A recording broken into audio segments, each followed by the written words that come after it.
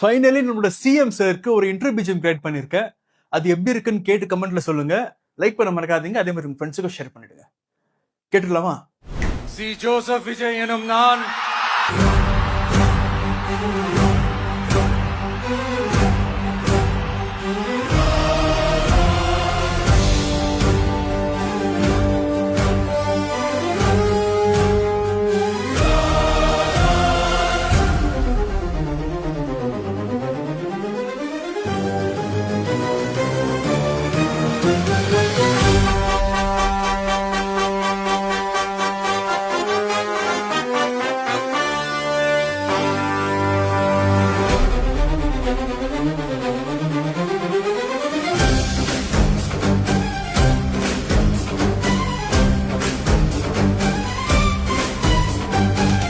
துன்பம் தன் துன்பம் போல எண்ணினான்.